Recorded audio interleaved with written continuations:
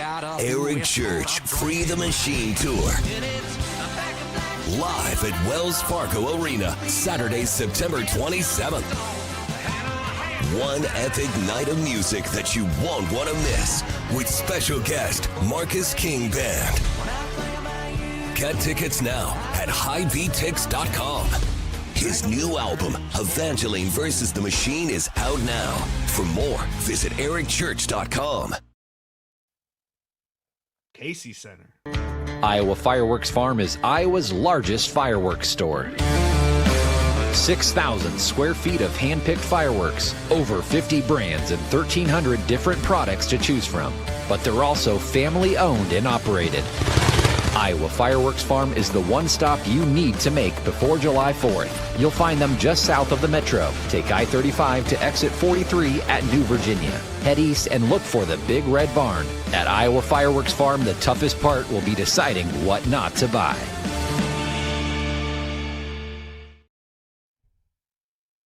Attention all campers. Keith Murphy. What I do have are a very particular set of skills. Skills I have acquired over a very long career. Andy Fales. I'm telling you straight, it's my way or the highway. Powered by AD. Just a bit outside. Murph and Andy.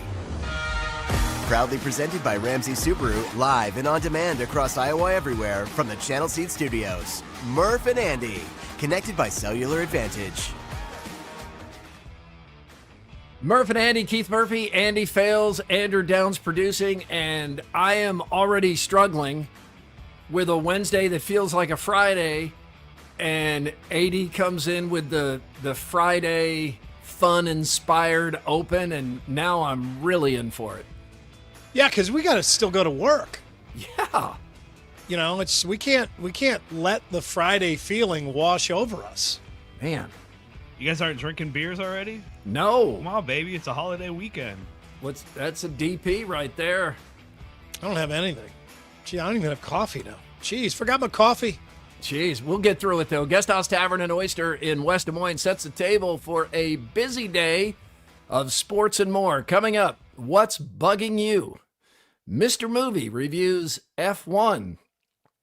F1 always still to me feels like shorthand for some kind of profanity. And the week in Iowa, unnecessary censorship, just for one more feeling of, hang on, isn't it Wednesday? It's not Friday, is it? We'll do that. Guest House Tavern, Northwoods-inspired Midwestern has hospitality, high or low now since the last show. Presented by Wealth Charter Retirement Planning and Tax. Yeah, you can talk to Tim Hawkins and his company about your future, your retirement, or your current situation, tax situation. He's good with that kind of stuff. You can find them at wealthcharterretirement.com. All right, I'm going high and low here. All right, okay. So sorry, I'll try to make it fast. First of all, a high. I just want to give a shout out to our friend Garen Zanker, who we got to see last Friday. He has been such just a kind, generous, fun contributor to our show for so long. Just a nice man. Yeah, really nice guy. Did such a cool thing for his community of Jewel when they saved that little downtown grocery store.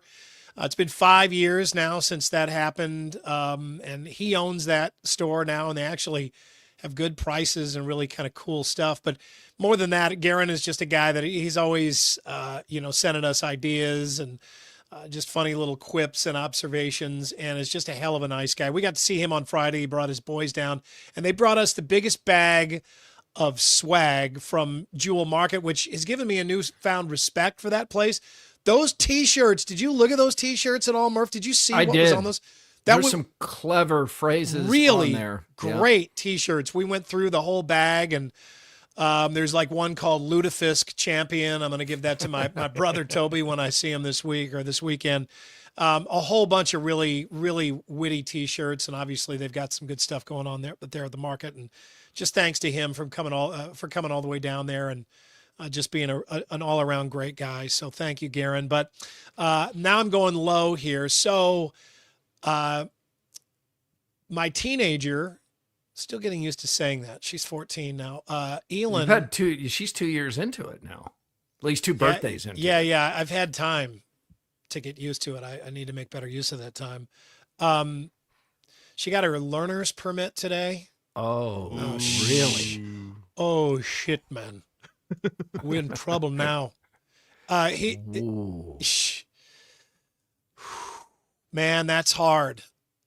It's hard for me. See, first of all, I mean, Murph, could you get a learner's permit? When could you get a learner's permit in Florida? At 50? So 50, like straight up 15 or 15 and a half?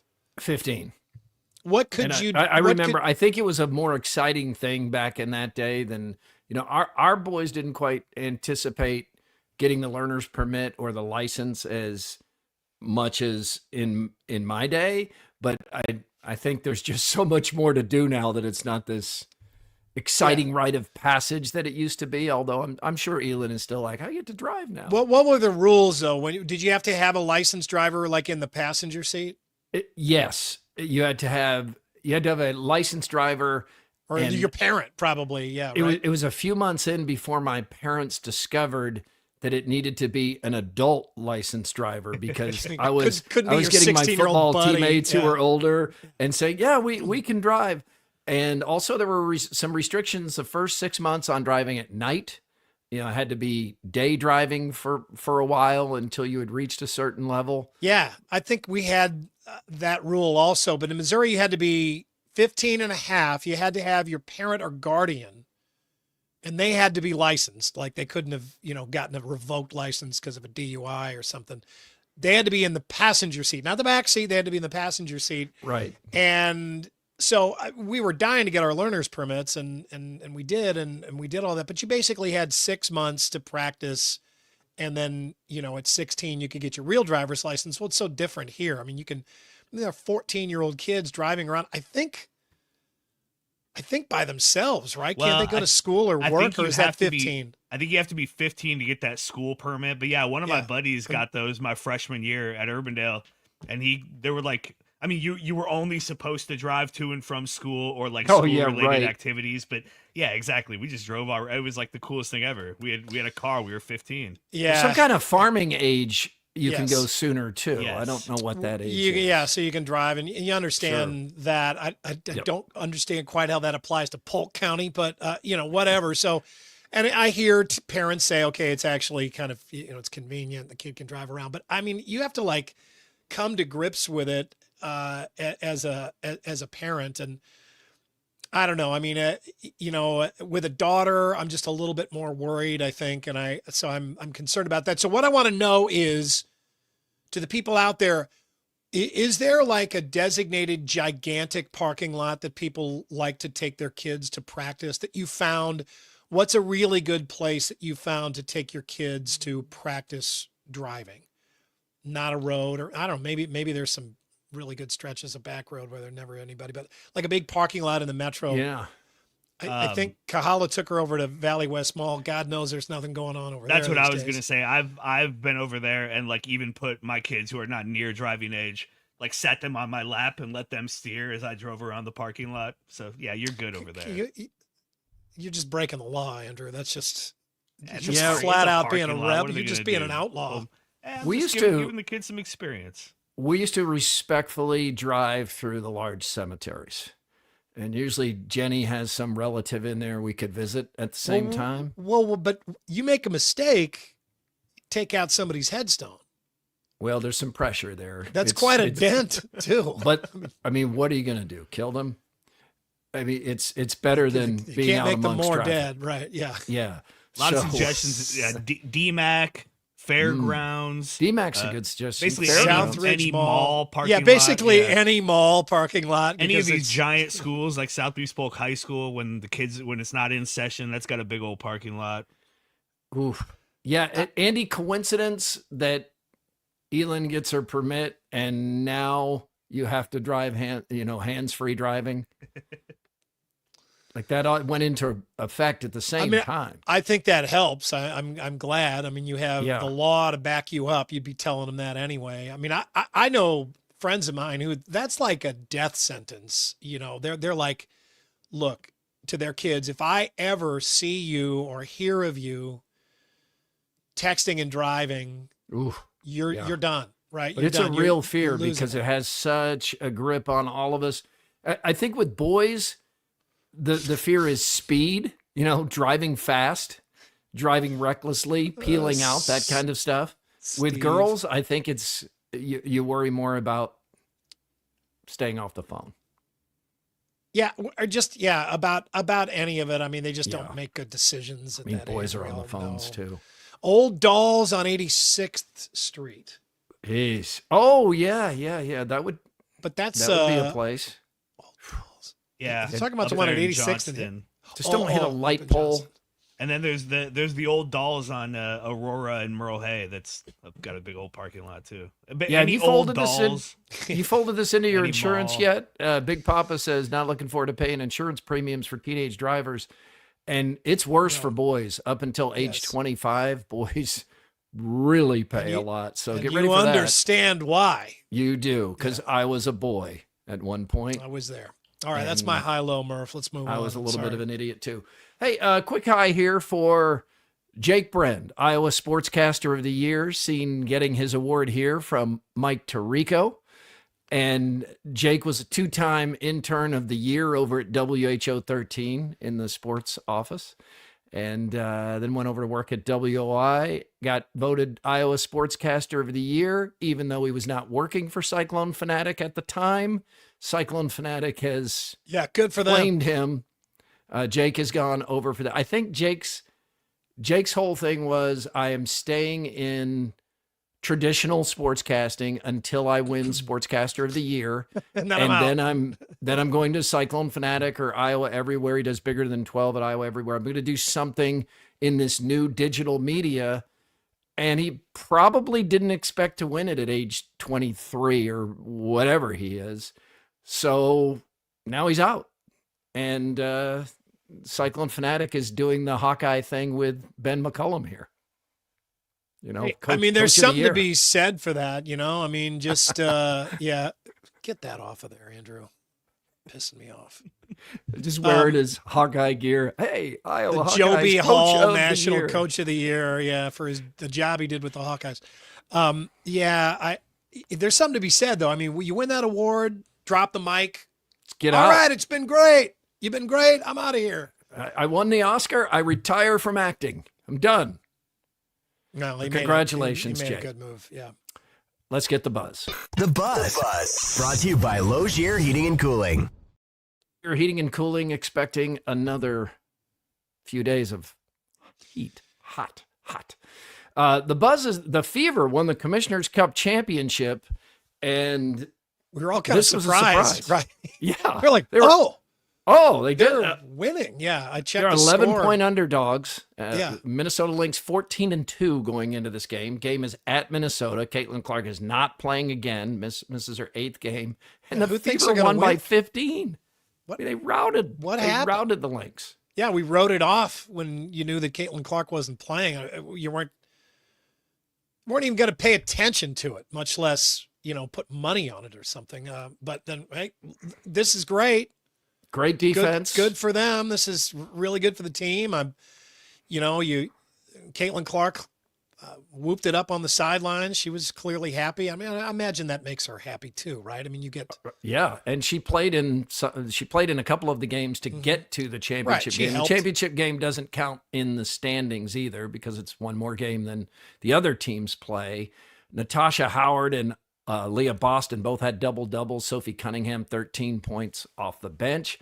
But not only did they celebrate they had won the WNBA championship, they get $500,000 to divvy up, which is, depending on the math, like $40,000 or so per player, which in this league of low salaries, but they have a player making like $55,000, Ari McDonald, who joined late. She's going to get more than half of that just from winning this championship. And check out some of this video of the Fever really whooping it up.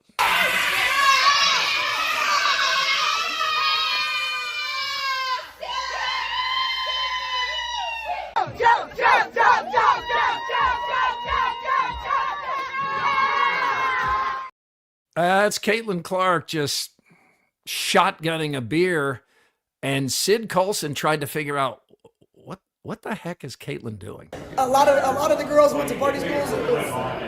I hate to say the white girls, but the white girls were chugging the beers. Their CC's in there biting all the bottles for everybody, biting through cans and shit. But it was fun. Can we see the video one more time, Andrew? I'm sorry to make you play it again. I want to look. Of Sid Colson or the shotgunning the beer? The shotgunning the beer.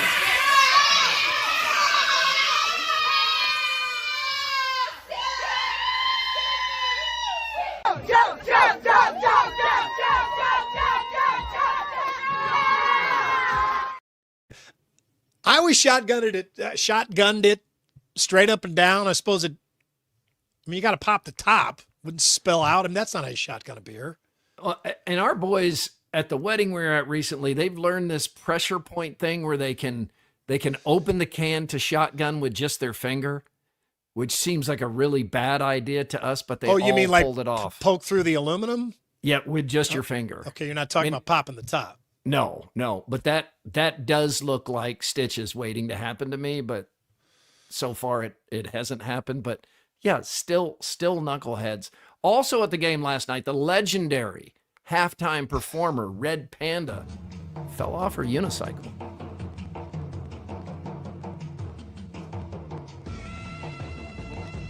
Oh, yeah, she left in an ambulance with some kind of wrist injury. And I know she might have broke her butt. Yeah, that's a long ways down. And she's been doing this for a long time.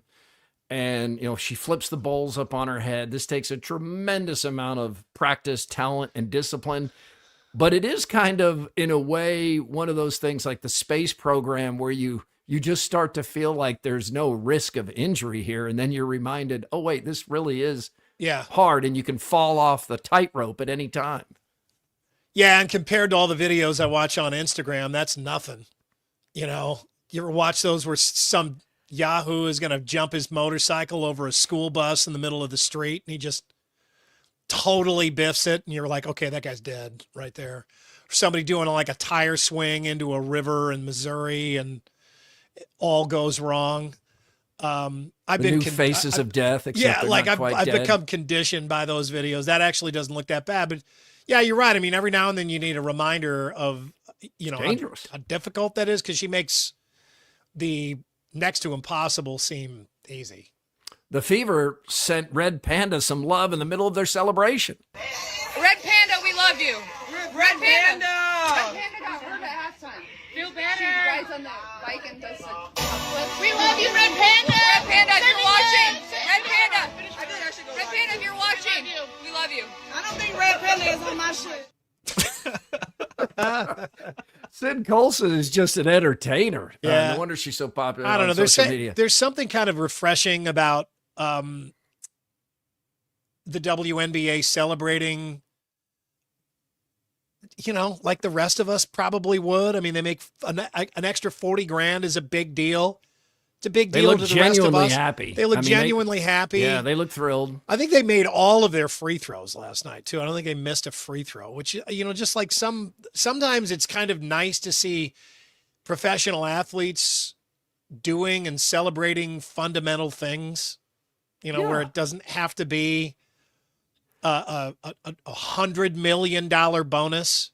They don't have to do something that's so beyond the realm of our understanding that we don't even, try to imagine what it would feel like for us to do something like that.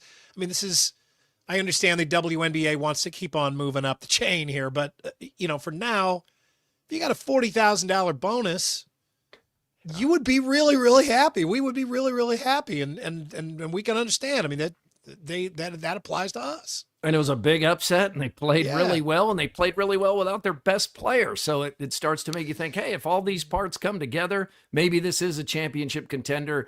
But my feeling on this kind of thing, as you know, Andy, over the years has evolved. It's like life goes fast. Look for more reasons to celebrate. I mean, there are numerous things that bring us down or have us worried. Or when you have something that makes you happy or makes you excited, I'm not going to throw shade at you for enjoying it and having a blast with your friends, your pals, your teammates. go have at it. Yeah, I agree totally. Interact on YouTube, as many of you are, with suggestions on where Andy's daughter Elin can learn to drive at age 14. Email Murph_Andy at iowaeverywhere.com. That does not have to be an email about where Andy's daughter should drive. On X, it's Murph_Andy, and it is all powered by the Cellular Advantage with 35 regional locations and proud partner with U.S. Cellular since 1993. Some more topics today. Luka Garza and George Niang are now teammates, which is fun. I don't think those two will have anything but fun together. They're both good dudes, easy to talk to. Mm-hmm. Garza was, his contract was not renewed by the Timberwolves, as we mentioned Monday. Fresh start in Boston. Got snapped up quickly. He did. Guaranteed contract, too, which is a good sign for him. It's 2 years guaranteed. Niang, this is a homecoming. He grew up a Celtics fan. He's from Massachusetts.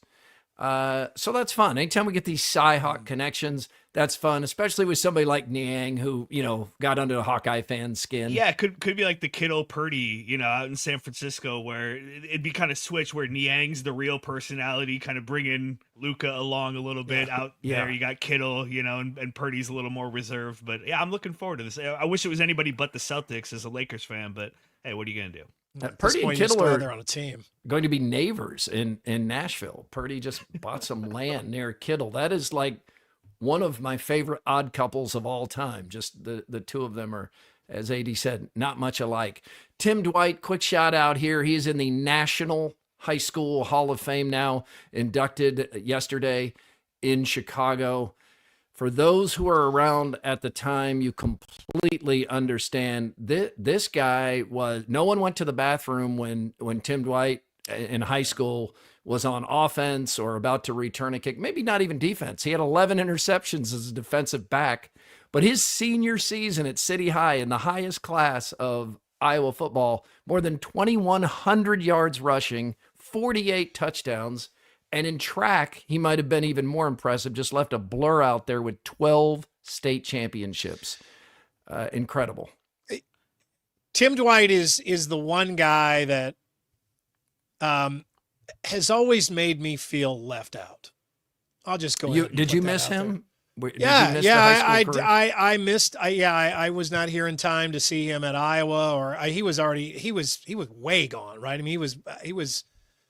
I think he was barely in the NFL when I got here. Who was maybe with the Chargers was his last team or something. I don't remember, but he just left this legend though. And you guys would always be telling these Tim Dwight stories, and I had, no frame of reference. I mean, not only did I not cover him, I didn't ever see him on TV either. It just wasn't, those games weren't televised where we were. So, I had no frame of reference and just was kind of going on all your stories, but your stories would just go on and on about Tim Dwight. And they weren't just, college. They were, as you said, high school as well. He was just this legend. And then by the time I, was here, he was kind of a guy who was, post-career, always a real nice guy and an interesting interview. Gives you a lot of sound. Yeah, he would keep talking. I know on the radio show, AD, a couple of times he was talking into the break, and we felt terrible, but we just we gotta go. I'm sorry. He was like the reason I went to the Drake relay several times when he was in high school. Like, I mean, he was that big of a deal that in to watch him run. To go watch him run. I mean, he was like the biggest draw of that when he was in high school. It really was something, and he was the anchor leg on their relay team as a freshman. Now, as a senior, he was a small guy. As a freshman, he was even smaller. And he played varsity football as a freshman. And the first time he touched the football, he scored a touchdown. I mean, he was Cooper DeJean before Cooper DeJean. He was just, you could look out there and see, there's some great athletes out here, but one guy is head and shoulders above. Yeah. The difference is Cooper DeJean is like down there in really small school Iowa, and Tim Dwight was making other dudes look like this in at Class 4A at the time. Yeah. Mm-hmm. So congratulations. As Iowa State have an equivalent, it'd be probably Fred Hoiberg, right? It would be a local yeah. kid who was a star in high school and then is a star in college. Yeah, people forget that Hoiberg was the Iowa Gatorade Player of the Year in basketball and football. Yeah, he was a quarterback at Ames High School. It is time to find out what's bugging you, and it's presented by Consumer Credit. Hey, this is Damon in Chester, Iowa, calling about what's bugging me is them damn Cyclown fans like Chris Williams calling us Hawkeyes, Cavern Hawks, and Walmart Hawkeyes. Well, that's bullshit, because up here in Northeast Iowa, I tell you what, we got the Dollar General, we got Fleet Farm, and we got Farm and Fleet, and we got the Amish place right down the road where I think that little puke Brent Bloom got that damn bench made. All right? So that's what's bugging me. Hey y'all, this is Jackson, and what's bugging me today is I have 2 burning in my loins questions. First off, I was watching Murph and Andy last week, and Scott Sipker showed up in that salmon-colored shirt, and I got to know, number 1, where did he get that shirt, and number 2, is Scott Sipker single and ready to mingle? Thank you. Hi, I'm Tom Coates. If what's bugging you is your credit card debt, please call us at Consumer Credit of Des Moines. Since 1987, we've helped over 100,000 people, and we can help you. Oh my gosh, come on. Come on, AD. It wasn't me. I'm not making these calls. That was a really clear phone call. Yeah, well, the SpeakPipe works well. That's Yeah, the thing. it does. SpeakPipe, yeah, it's not even a phone call. You just Well, go to speakpipe.com yeah, and just not a phone call. speak right in. But yeah, hey, send us what's bugging you. Speakpipe.com. Is there any way we can /Murph_Andy. revoke someone's privileges to leave messages? Can you put some kind of block on a certain number? Or It's funny because it's all anonymous. So it's like I get whatever name they put in there. I don't get a phone number or an email or anything. You go on there and do it. So. Well, you wrecked Andy. This is what we get. If he's single and ready to mingle, and then Tom Coates pops up next to his blue shirts. It's the official beer of Murph and Andy, and Confluence is where good things come together. Now featuring Old Tavern, wherever you find your Confluence beer. Stupid quickie poll. Speaking of Scott Sipker, we won't have a show Friday on the 4th, but Hoodoo is the odd job marketplace. I want to mention Hoodoo. Appreciate Hoodoo being involved here. So let's get to this one. AD, what do we have? Oh wait, hold on. I gotta get the stupid quickie. I had the other one here. Yeah, aren't we stupid for? Oh no, wait. I went out of order, going didn't I? stupid first. Yeah, we moved the other one into the more segment. Here we go. This is stupid. When not putting really stupid. forks in the dishwasher, tines go up or down? This is a great question for once, because I put them down. I had to check today. I put them down, but it seems like it would make sense to have them up where they get exposed more. Yeah. But then you got to handle the dirty tines as you're putting them in there. And you start putting silverware up, and it's only a matter of time before you stab the middle of your hand. Yeah, you can't put knives up, right? I mean, like a steak knife or something, you want to do that. Well, like Tim says, he alternates so that they don't nest up against each other and create where the water can't get to it. I'm not doing that crap. Tim is a careful dishwasher loader, and some people are. They really are. They get into that. I always went down so you could grab the handle when you're pulling them out clean. You don't have to touch the clean tines. But we got a new dishwasher, and it's got this top rack where you lay the silverware horns up sideways. or down on the forks. You lay the silverware sideways. And yeah, up on the top of the drawer. That's been pretty cool. That solves that. Okay, so my answer here is I put them down. I think I should put them up. What do you do, Andy? I try to put them up, but you have to pull the drawer all the way out, and so you're not handling the dirty tines. So I go back and forth. I'm not consistent. Let's get some more on a Wednesday. But wait, there's more from Either Or Eatery and Patio. Either or Eatery and Patio located at 6222 Grand Avenue, busy corner. There is plenty of parking there and plenty of room on that awesome patio. One of the greatest in the whole state of Iowa, if not the world. If not the world. Wells Fargo Arena is now officially the Casey's Center. We've seen the signage go up. They've installed the signs, they put the logos on the doors, and they've installed the air pumps and the window squeegee buckets out front. The amount of attention this has gotten, it may already be worth it to Casey's. Just the coverage for the name change. Yeah. Well, I mean, it's been big deal. one thing, and it's been around for 20 years now. Yeah. So they got a 20-year deal, and now it's Casey's thing. An Iowa driver was pulled over after state troopers caught her driving at more than 130 miles per hour. Troopers say the driver, who was pulled over just south of Fort Dodge, also sped past an ambulance that had its lights on. Yeah, that's going to make you stand out, that and going 130 miles an hour. The cop said the driver said she was too tired to notice her speed. Probably shouldn't be driving then. Yeah, maybe. Why don't you just tell him that you had a whole bunch of cough syrup or something before that? Yeah, That's I'm why sorry, you I were was tired. sleeping. Make it. How can you make it any worse? I'm sorry, I didn't notice. I was looking at my phone, or I was watching a movie. Yeah, I and was smoking a joint with a guy in the back seat, and then jeez.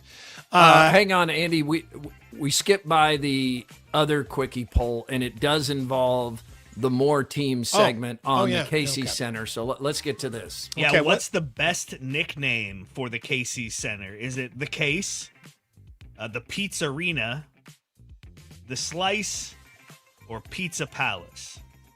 You can also reply if you have a better suggestion. Boy, Casey's really affiliated with its pizza. The Pump. I kind of like that. The Station. Yeah. I think the Everybody's just Case. gonna keep calling it the Well. The Pizzarina's. I like Pizzarena. I don't know if I'm it'll going. stick, I think the like Case, it. though. I kind of like the Case too. Can like they put a handle on top of the roof, maybe? Yeah, because they sell a lot more than just pizza. They sell cases of beer. All right, where was I? Oh, okay. This is one of those. Murphy sent me this story yesterday, and I laughed out loud, and then I read the story, and I felt like an asshole. Oh, because you responded before you had the whole story. Well, yeah. Who was it? Dan Wetzel that posted this, and it was like the way he posted it made it sound funny. But all right, you judge for yourself. Authorities say a Detroit man who held an employee hostage at a Saginaw Township bank was shot and killed by police while reaching for a bottle of Faygo Red Pop. Now, there's more to it than that. So he's holding a hostage inside the bank. Says he's got a weapon. Apparently, the bank employee said it was not a gun, but he's got a weapon. Police can see him through the windows. So during negotiations, he requests a 24-ounce bottle of Faygo Red Pop. Now that's funny. Okay, that's funny that he would negotiate request that. And apparently, they delivered it to him with a drone. Which makes sense. Must be a rolling drone, right? You can't fly the drone into the bank. Well, and they in Tempe now, it freaks me out, but they have these robots all over town. They do the deliveries, like Grubhub. It's now you'll just see them rolling down the street, and they go right up to the apartment or the house with the food. Amazon has those in other cities, so I imagine that's what it was. But so the police delivered the Faygo Red Pop to him, and then when he reaches for it, they shoot him through the window and killed him. Wow.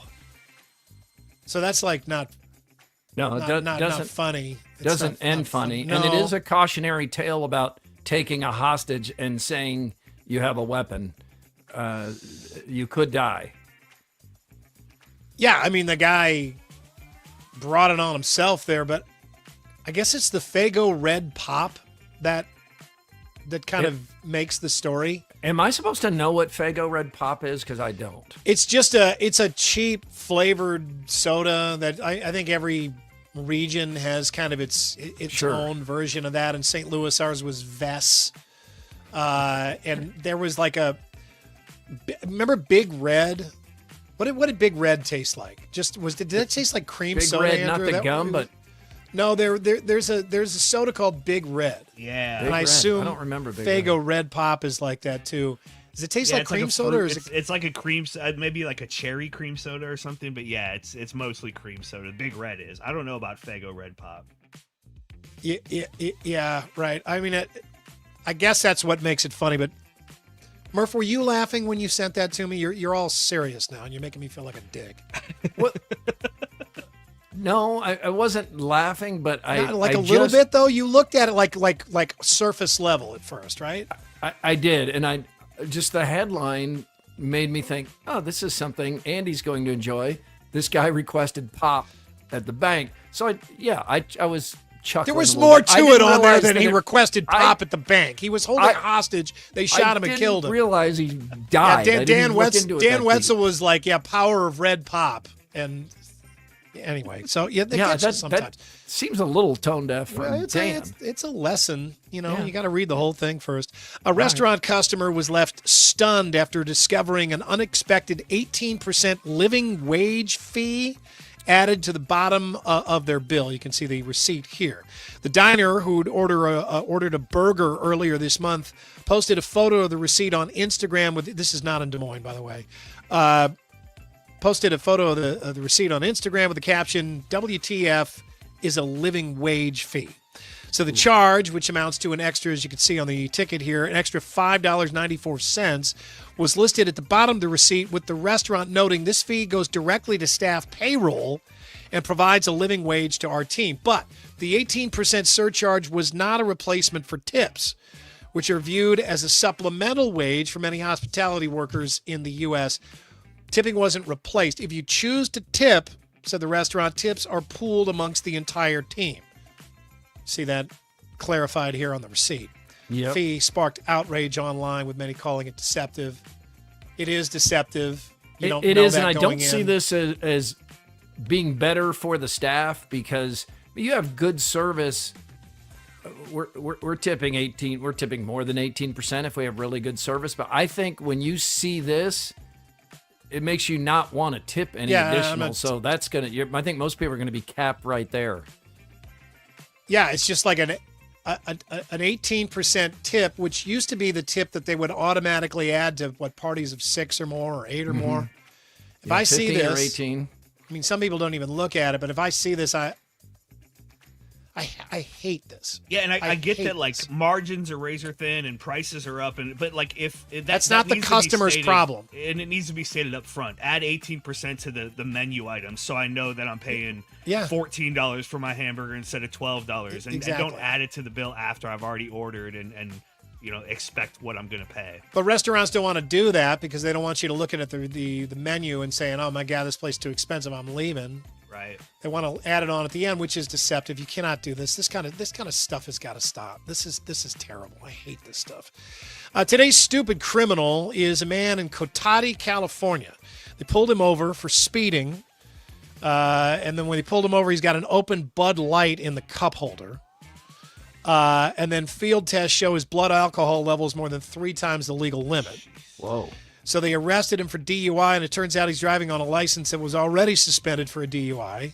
This isn't hassle. No. And then his wasn't alcohol related. No, it wasn't.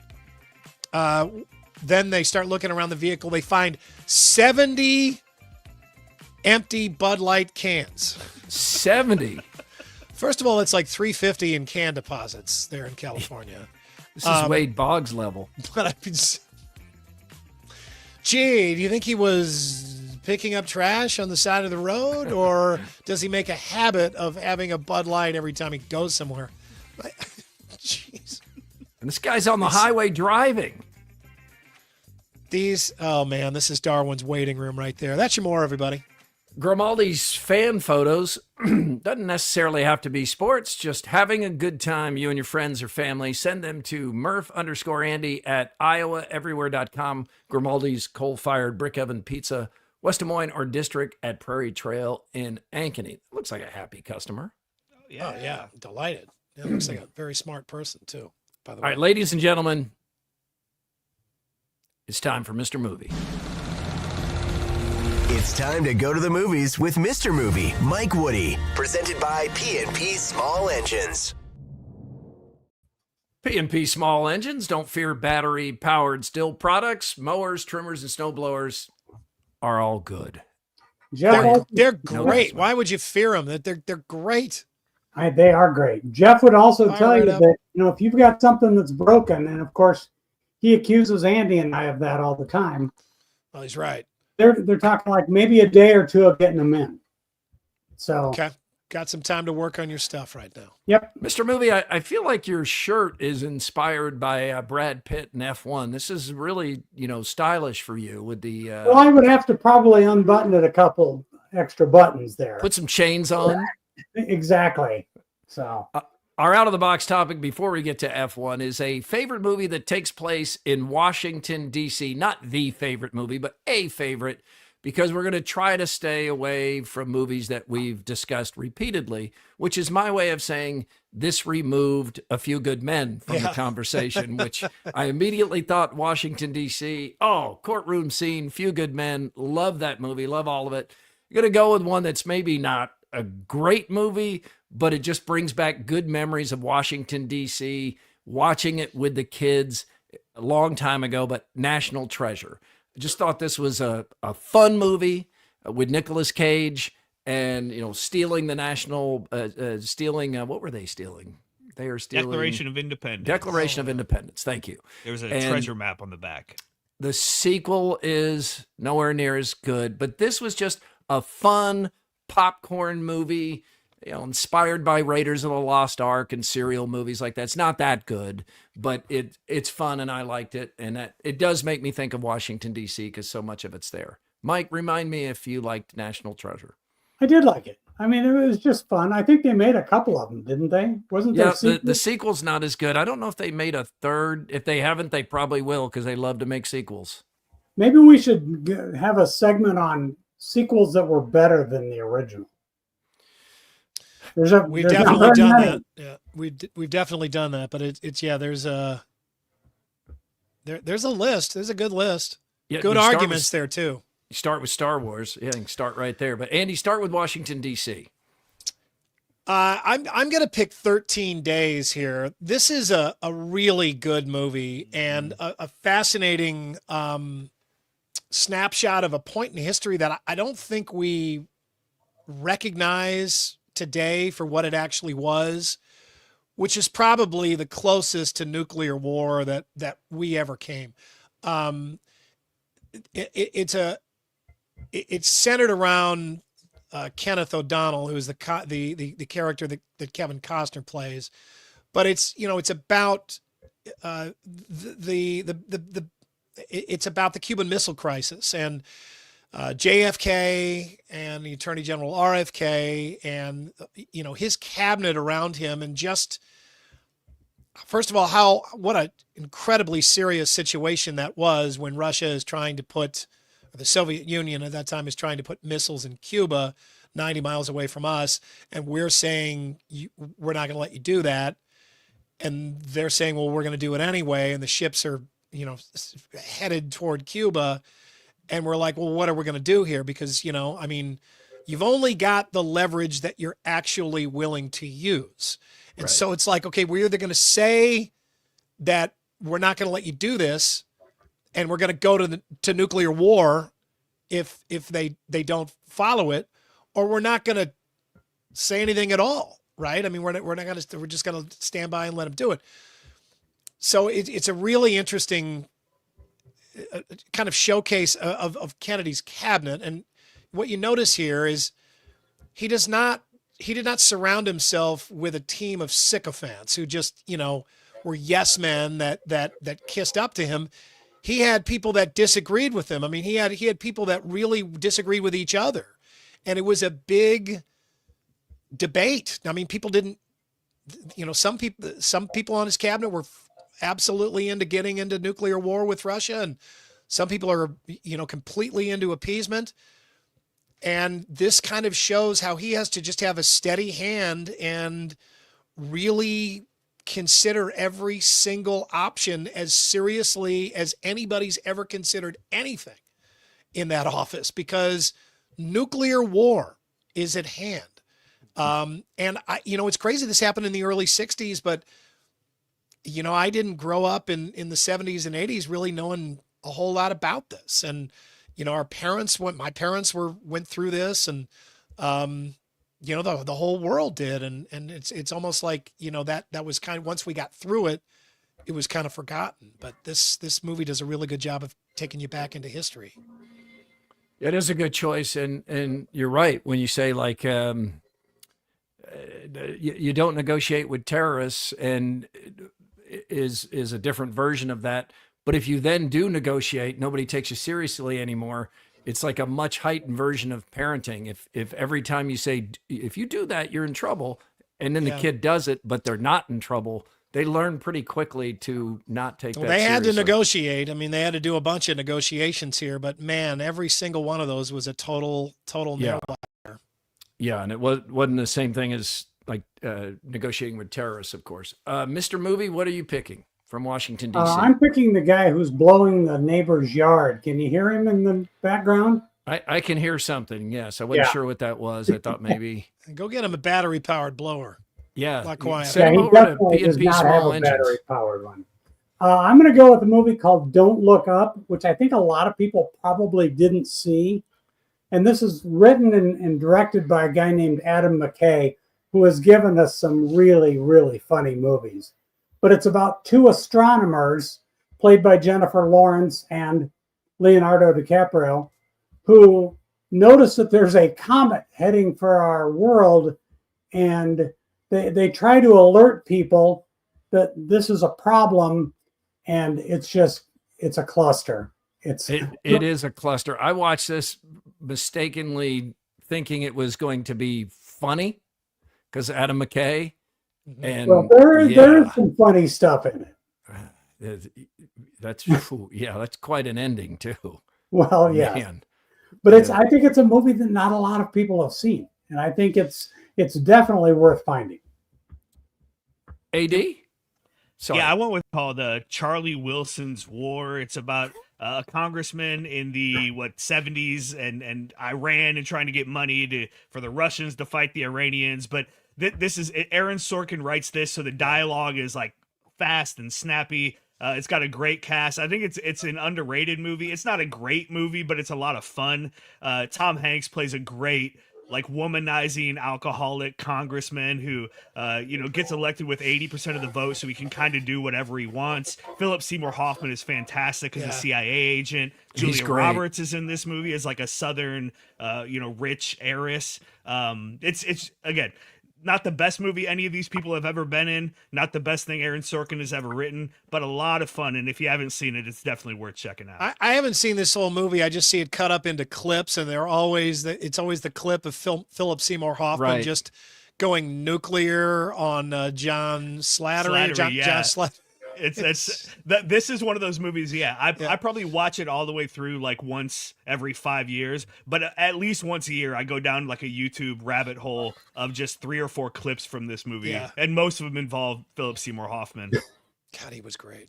Yeah, he really was. What a great talent. F1 made $57 million in the United States alone. That is the second best sports movie opening ever, slightly behind Creed 3. So that's not adjusted for inflation, but it's a blockbuster. It's making even more money internationally, where Formula One is even more popular. So this movie is going to make hundreds of millions of dollars. Let's get to the reviews of it. Let's just start with you, Mike. But first of all, who's seen it? I've seen it. Andy, have you seen it yet? I haven't seen it yet. I've seen it. I saw it, yes. Yeah, AD and Mike were at the premiere at the Palms last week. That was a week ago today. And I thought about like getting it to watch on the plane this weekend, but I'm not going to do that. No, don't do that. You need to see it in the IMAX. This is a movie meant to be seen there. So what'd you think, Mike? I thought it was great. I thought it was probably the best movie I've seen at least this summer. If not, it's in the top handful of best I've seen this year. It was just flat out entertaining from the start to the end. I mean, it's the old story about the old cowboy that comes back to town, and there's a a new young gunslinger, and he's got to go up against him, and it's played out perfectly. These two guys on screen, Pitt has to race against this young guy, even though they're on the same team.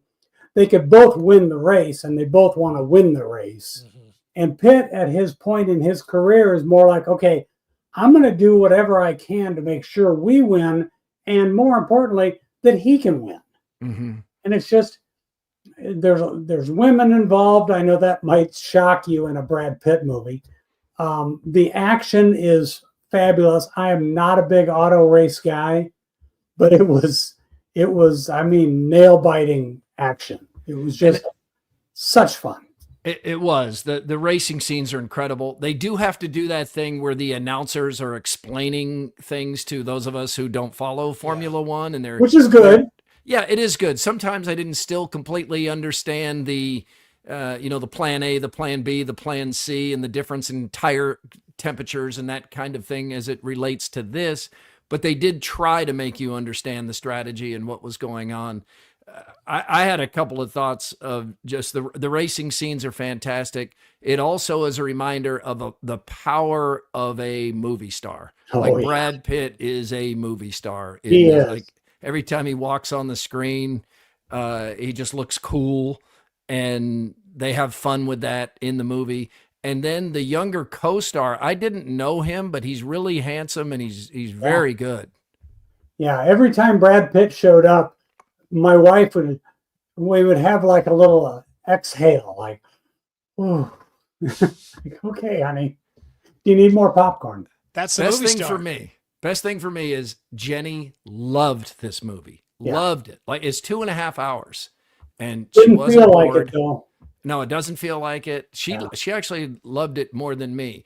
The story keeps it from being an A+ or an A for me. I go A-, but it is a summer popcorn fun movie, and it's just what you need this time of year. And if you have access to an IMAX theater, holy cow. Yeah.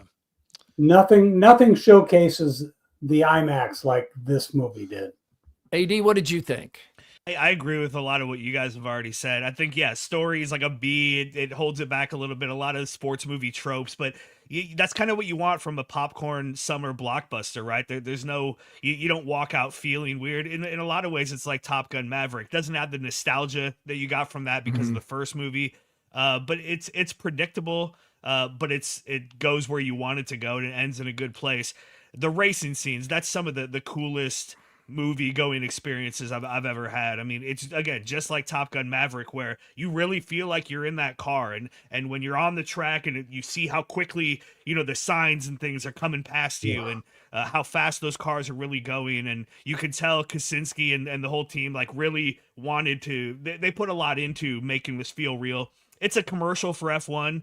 That's and for Heineken, by the way. I don't know what Heineken paid, but that's the most product placement I've ever seen. I mean, the amount of sponsorship is pretty ridiculous. But again, that's what F1 is, and they shot a lot of this at the real F1 races. So cool to have like Lewis Hamilton and some of the real drivers in this movie. Right. And like you, Murph, I give it an A- overall as a movie going experience, and definitely see it in the theater if you can in an IMAX. Definitely. And Andy, don't be late to your seat, because the opening racing montage to Led Zeppelin's Whole Lotta Love is incredible, especially with those great speakers. I mean, it's really cool. So, well, and in Andrew, at the screening where Andrew and I were, because you're not supposed to see that whole little preview segment that I do, but I'm fairly certain that Russell put that right before the movy.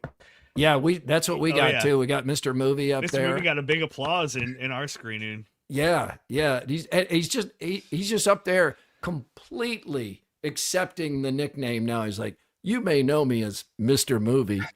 Yeah. What are you, like, bitching at people about their cell phones and stuff? I can't remember what you're saying in those. No, he's previewing movies. Just previewing movies. Let's do that right now. This week, the new Jurassic Park movie comes out. I don't know how many of these we've had, 5 or 6 probably. Is there a problem with the dinosaurs? They're loose. They have found some dinosaurs that they didn't know were alive on a remote Island. So they bring geez. in Scarlett Johansson to take care of them. So this is the rebirth. It is. Jurassic World rebirth. Do we know? Just been strung out way too long. I know it. I haven't seen the last couple because it just started to feel like a lesser version of the same movie. Do we know anything about this one? If it's worth going back? The trailer looks good. Yeah, the reviews have been pretty good early. Again, kind of resetting the whole thing. I don't think you have to have seen really like the previous 5. As long as you've seen the original one, you're okay. Which is still the best one. I thought the reboot of Jurassic World was good with Chris Pratt and like Bryce Dallas Howard, the first one. Yeah. The second one's okay. The third one's pretty bad. But I have heard good things about this. And hey, it's dinosaurs and ScarJo. And it's in the IMAX. One of the appeals, I think, to seeing this Jurassic Park movie is it's one of, Mr. Movie, correct me if I'm wrong here, I think it's one of the only movies where you can see the trailer to Christopher Nolan's The Odyssey. Where he's being real picky about where that trailer can play. And I would assume he wants IMAX theaters, but he only wants it before these big blockbusters. And that's, I mean, The Odyssey is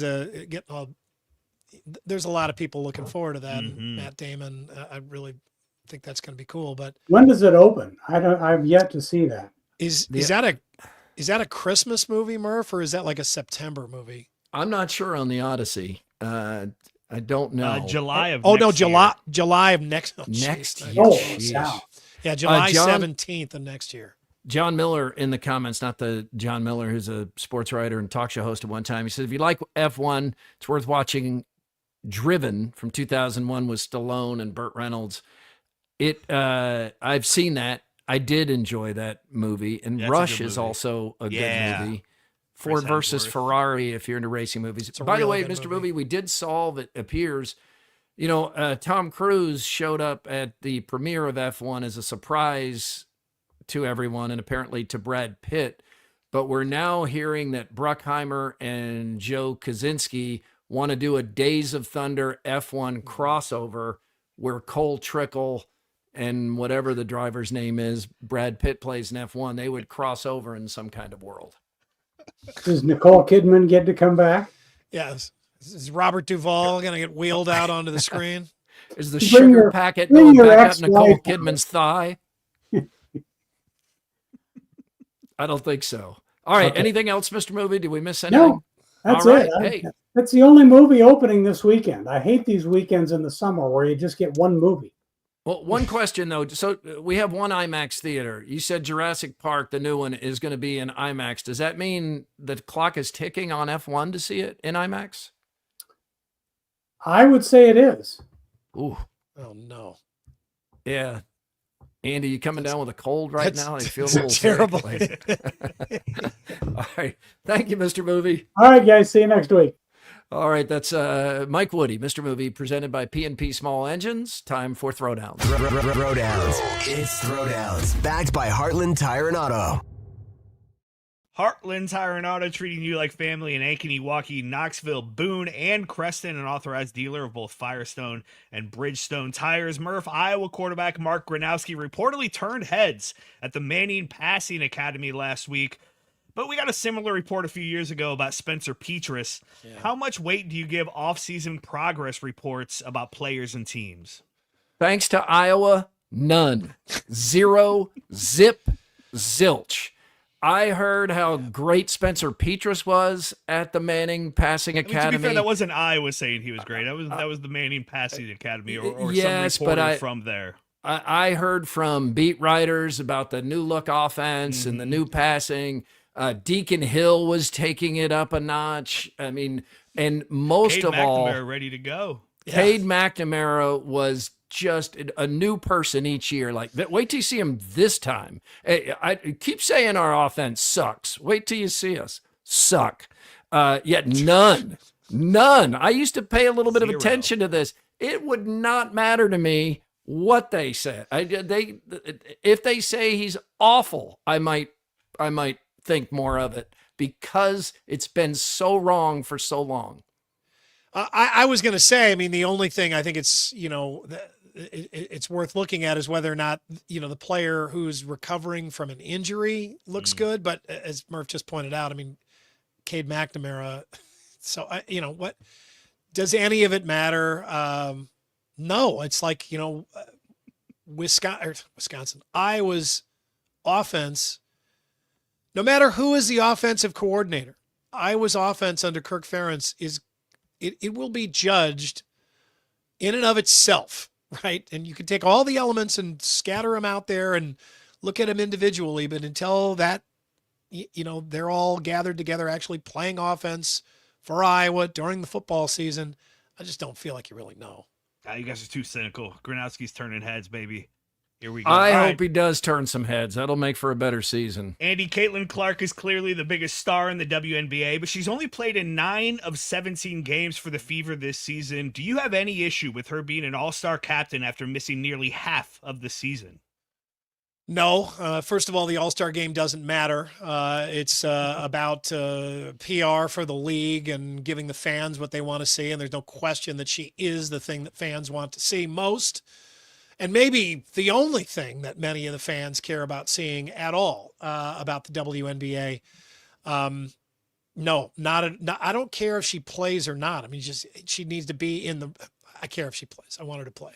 She needs to be in the arena. Yeah. And the WNBA needs to take every single opportunity to make the most of Caitlin Clark while she's still here. I have no problem with it either. This is a fan vote. This is who the fans want to be the captain. It also, the All-Star game is in Indianapolis. You want to get Caitlin Clark as involved in anything you possibly can if her health returns and she can do everything. 3-point shooting contest, the game, all of it. Yeah, this is fine. You can make a more plausible argument that maybe the players weren't that rough on her when they're ranking players because they're probably taking into account a little bit that she's missed some games this year. She's missed nearly half the Fever games so far this season. But last year they also put someone on the Olympic team that had missed like all the games prior to that. So the WNBA needs Caitlin Clark. All right, Murph, Urbandale goes big for the 4th of July. I'm excited about the parade, the carnival, but my favorite part of the day is sitting and watching the city fireworks display late at night. What specific part of the 4th are you most looking forward to? Oh, we'll be at Clear Lake as we are most years, and we'll go up into the corny carnival that's in the town square, and we'll play that stupid, boxing punching bag game, and we'll go to the VFW and we'll walk around with silos of beer and we'll just have a blast with the kids, and it's a lot of fun. We have a lot of traditions up there, but that's kind of the one that is now the same with them in their 20s as it was when they were little kids. I think just more than anything, having the day off, like the whole day off, and be able to drink beer and see friends and be with family. America. But there's something awesome about like a perfectly executed plan for fireworks on the 4th, right? I mean, at Urbandale, you got to plan ahead, man. I mean, you got to reserve a seat early. You got to get to that seat early. You got to make sure you set up with a good cooler and everything that you need. And if you put in the work and you do get set up in a good spot and the weather cooperates as it's supposed to on Friday, it's a beautiful thing. I mean, it's great. Sometimes though we'll forget and we'll be like, oh shit, that's right, the fireworks. Where are we going to go? And you decided the last minute, so you like start carrying a couple folding chairs and you realize you can't get anywhere close to it. You're like, oh, that happens again. I know a guy. Blew you right up front. Yeah, exactly. It cost you a few dollars though. I don't know that I actually answered the question there, but yeah. Just give me the day off, man. I think that's day off. Yeah, that's his answer. Yeah. Andrew's not done with his segments. He's got another one coming up. It's called the Andrew Downs audio drop of the day. We call it the AD squared, and I already know this is going to further confuse our end of the week feeling.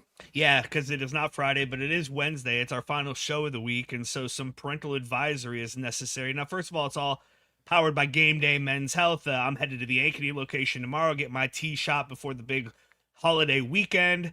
I know Andy goes to the West Des Moines location. There's one. I just got my labs in this week. My my tee level is way up. And AD, you usually wear a tank top on the 4th, right? You're known for wearing a tank top. You know, I don't think I've, outside of basketball, I have never had any sort of tank top. No, I'm sorry, the other Andrew. Oh, Andrew. Oh, yeah. If I'm not on camera here, I'm in a tank top. Right.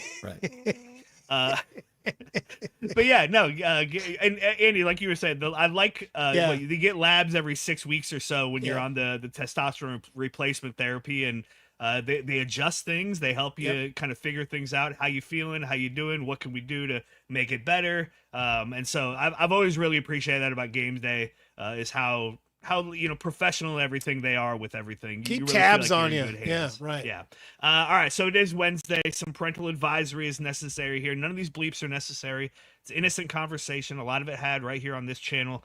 But what I've done is place bleeps to make you hear things that aren't actually being said. It's all what innocent. you hear is on you, not on us. It's this half week in Iowa unnecessary censorship.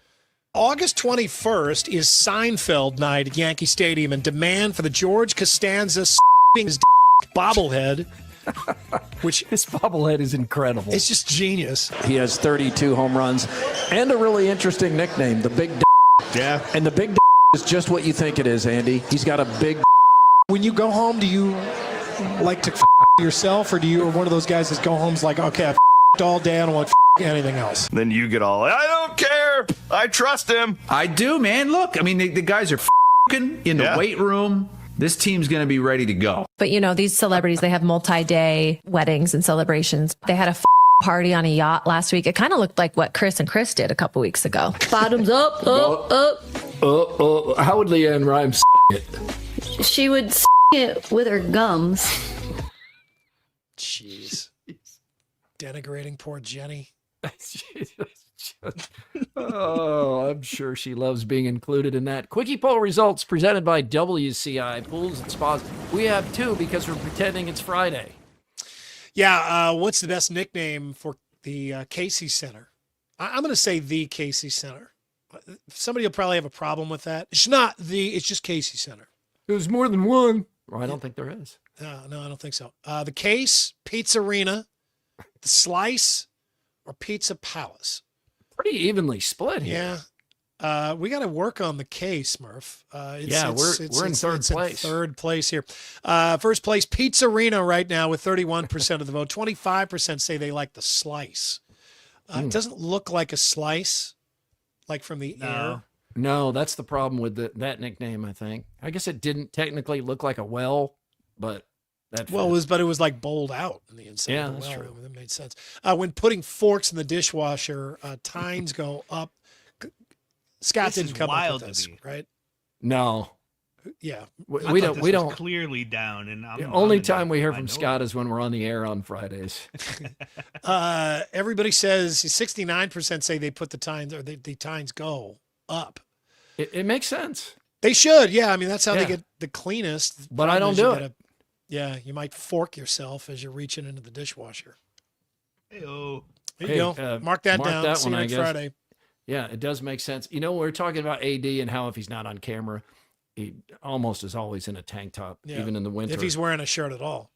That makes me think, did you guys do that looking back teenage stupid thing where like you would cut the sleeves off t-shirts, or even cut like make a t-shirt into a tank top?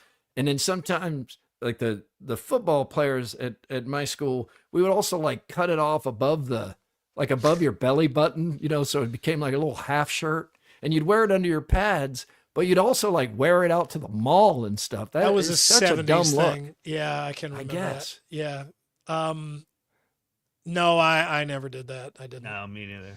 Jeez, I guess I'll just live with that. I think my Thanks for being brother-in-law still does do that. He cuts it way down, like it's barely hanging in there around his waist. The brother-in-law that wears the toe shoes.